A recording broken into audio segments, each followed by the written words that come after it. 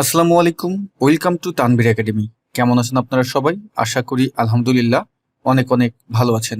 আজকের এই ভিডিওটিতে আমরা মাইক্রোসফট এক্সেলে যারা আমাদের ডকুমেন্টগুলো প্রিন্ট দিই, প্রিন্ট দেওয়ার সময় যেই সমস্যাগুলো ফেস করি তার ভিতর থেকে দুটি খুব গুরুত্বপূর্ণ সমস্যার সমাধান দিব। অর্থাৎ প্রিন্ট রিলেটেড দুইটি টিপস অ্যান্ড ট্রিক্স আজকে আপনাদের সাথে শেয়ার করব। তা ভিডিওর মূল টপিকে যাব। ভিডিওর মূল টপিকে চলে যাওয়ার আগে আপনাদেরকে একটি অ্যানাউন্সমেন্ট দিচ্ছি। অ্যানাউন্সমেন্টটি হলো যে আগামী মাসের 3 তারিখ থেকে, অর্থাৎ আজকে হলো 29 তারিখ, হাতে আর 4-5 দিন সময় আছে। আগামী মাসের 3 তারিখ থেকে আমাদের Microsoft office basic to advance online live কোর্সের নতুন ব্যাচের ক্লাস শুরু হতে যাচ্ছে। তা যারা আমাদের এই নতুন ব্যাচে ভর্তি হতে চান, ভিডিওর ডেসক্রিপশন বক্সে দেখবেন আমাদের কোর্সের লিঙ্ক দেওয়া আছে। সেই লিঙ্কটিতে ক্লিক করলে আপনি আমাদের কোর্স সম্পর্কে সকল আপডেট পেয়ে যাবেন। সুতরাং দেরি না করে এখনই ভর্তি হয়ে যান, কারণ আপনি যদি আপনার ক্যারিয়ারের দারুণ একটি পরিবর্তন আনতে চান তাহলে আমাদের কোর্সটি হবে আপনার জন্য বেস্ট। তা চলুন ভিডিওর মূল টপিকে চলে যাই। প্রিয় বন্ধুরা, আমাদের প্রথম যেই টিপস সেটা হলো যে অনেক সময় আছে আমাদের এই যে ডকুমেন্টটি আছে, এটা যদি এখন আমরা প্রিন্ট দিতে যাই, দেখুন আমি যদি ফাইলে যাই, ফাইলে গিয়ে এখন যদি প্রিন্টে যাই, প্রিন্ট প্রিভিউতে আমার ডকুমেন্টটা এমন দেখাচ্ছে। আমি যদি ব্যাকে যাই, এখানে কিন্তু আমার লাস্ট কলাম আছে কি ক্লাস।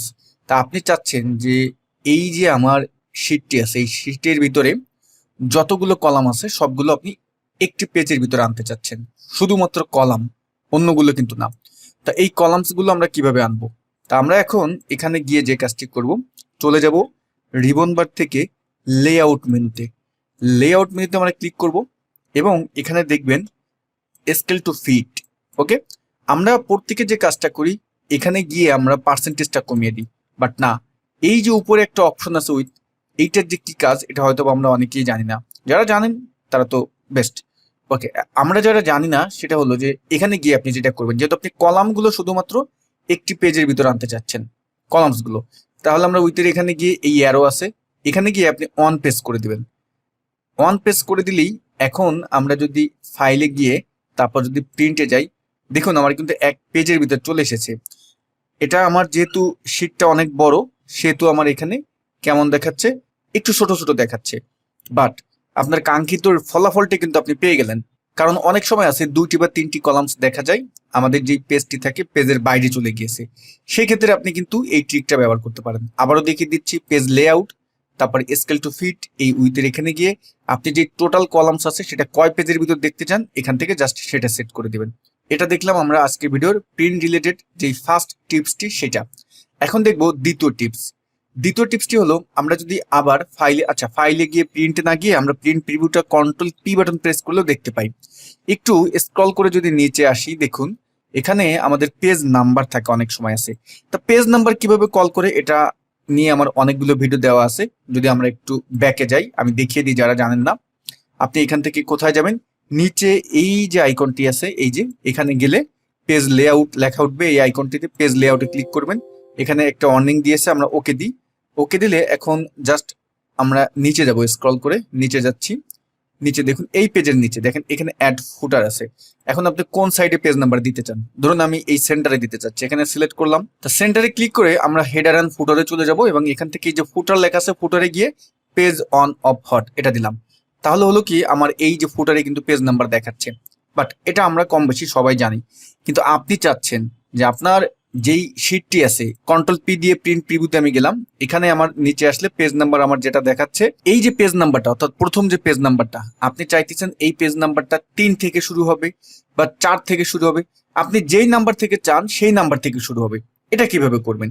এটা করার জন্য আমরা যে কাজটি করব, আমি এটাকে নর্মাল ভিউতে আসলাম, আসার পরে চলে যাব রিবন বার থেকে পেজ লেআউট মেনুতে।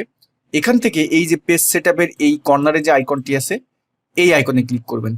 এখন যে ডায়লগ বক্সটি আসবে, এখান থেকে এই যে ফার্স্ট পেজ নাম্বার, এখানে জাস্ট অটো দেওয়া আছে। এখন আপনি কত নাম্বার থেকে শুরু করতে চান সেই নাম্বারটা এখানে এন্ট্রি করে দেন। আমি 5 নাম্বার থেকে শুরু করতে চাই, 5 করে দিলাম। 5 করে দেওয়ার পর এখন আমি ওকেতে ক্লিক করলাম। এখন আমি যদি আবার এই নিচের এই পেজ লেআউটে যাই এবং এখান থেকে যদি নিচে আসি, তা আমরা এখন যে কাজটি করবো, এখানে এসে এই ফুটারের এই সেন্টারে ক্লিক করে হেডার অ্যান্ড ফুটারে চলে যাবেন। এই ফুটারের এখানে এসে পেজ 5 অফ হট এটা দিয়ে দেন। এখন আমরা বাইরে যদি ক্লিক করি, দেখুন আমাদের বাইরে ক্লিক করলে এখানে হয়তো আপনি দেখতে পারতেছেন 24 অফ 24 দেখাচ্ছে। বাট এখানে এরকম আসলে এটা নিয়ে টেনশন করবেন না, কারণ এটা মনে হয় আমার একদম নিচের পেজটা। আমি যদি উপরে যাই, উপরে গিয়ে যদি একটু নিচে আসি, আমি হয়তোবা যখন স্ক্রল করে নিচে যেতেছিলাম একেবারে লাস্টে চলে এসেছিলাম। দেখুন এখানে পেজ 5/24 কিন্তু দেওয়া আছে।